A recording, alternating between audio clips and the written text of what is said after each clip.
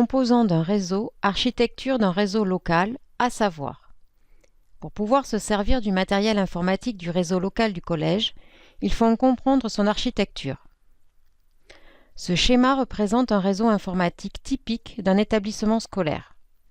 C'est un ensemble d'ordinateurs et de périphériques qui sont reliés entre eux pour partager des informations et accéder à des services. Il est relié au réseau Internet, qui est un gigantesque ensemble de réseaux informatiques à l'échelle mondiale. Le poste client est un ordinateur qui utilise les ressources partagées du réseau pour réaliser des recherches, des dessins, des rédactions. Il est connecté au réseau par l'intermédiaire d'une carte réseau, avec ou sans fil. Le switch est un commutateur réseau qui permet l'interconnexion d'appareils communicants, d'ordinateurs, de serveurs, de périphériques reliés à un même réseau. Le câble réseau ou câble Ethernet permet de connecter tous les périphériques du réseau au switch par l'intermédiaire de leur carte réseau. L'imprimante réseau permet d'imprimer sur du papier une image ou un texte contenu dans l'ordinateur. Elle est connectée directement au réseau par l'intermédiaire du switch, ce qui lui permet d'être accessible par tous les ordinateurs reliés à ce réseau.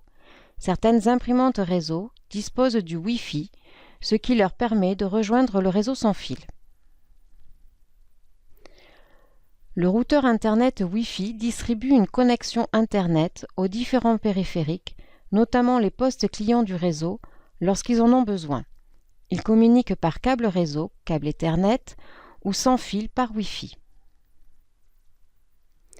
Les ordinateurs portables, tablettes, smartphones sont des postes clients qui peuvent accéder à certaines ressources du réseau, comme la connexion Internet ou les imprimantes réseau, en se connectant sans fil au routeur Wi-Fi ou à une borne Wi-Fi dédiée.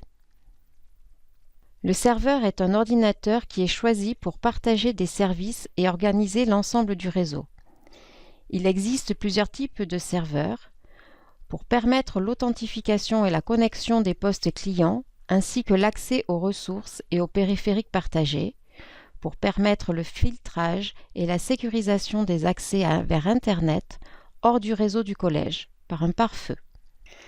Les serveurs web sont de gros serveurs qui hébergent les sites web que nous consultons sur le réseau Internet. Ils sont installés un peu partout dans le monde, dans des data centers ou fermes de serveurs regroupant des milliers de serveurs web. Dans le réseau Internet, on trouve des environnements numériques de travail qui sont des espaces numériques de travail personnalisables. Argos ou OSE et l'ENT de l'Académie de Bordeaux. À savoir-faire.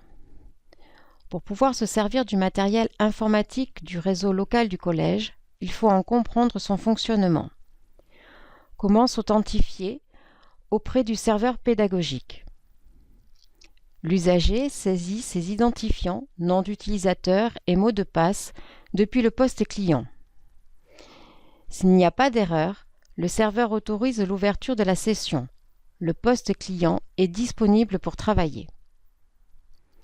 Comment sauvegarder un travail?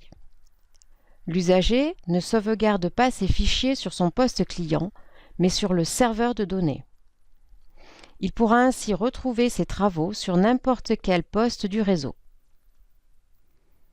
Comment imprimer son travail? L'usager imprime son travail en choisissant l'imprimante réseau, elle-même visible dans tout le réseau du collège. Comment accéder à un site web sur Internet? L'usager rentre l'URL, l'adresse du site dans son navigateur web. Le serveur Internet proxy examine la requête et accepte la connexion au site si celui-ci est autorisé. Le routeur va envoyer la requête sur le réseau téléphonique et ensuite recevoir le contenu du site web en provenance du serveur web hébergeant le site. Le routeur va redistribuer les informations au poste client en passant par le pare-feu qui va vérifier s'il correspond à un accès autorisé. Synthèse. Pour pouvoir se servir du matériel informatique du réseau local du collège, il faut en comprendre son architecture et son fonctionnement. On utilise un schéma informatique pour représenter l'architecture du réseau. Il est composé principalement de plusieurs postes informatiques appelés postes clients, d'un serveur, d'un commutateur ou switch, des liaisons par câble, fibre optique ou sans fil, d'un routeur Internet qui permet de se connecter au réseau Internet. À retenir. Un réseau informatique est un ensemble d'équipements informatiques, ordinateurs, imprimantes, tablettes, smartphones, reliés entre eux par des câbles ou avec des technologies sans fil, comme le Wi-Fi ou le Bluetooth. Il permet de communiquer des informations et de partager des périphériques, comme une imprimante ou un scanner.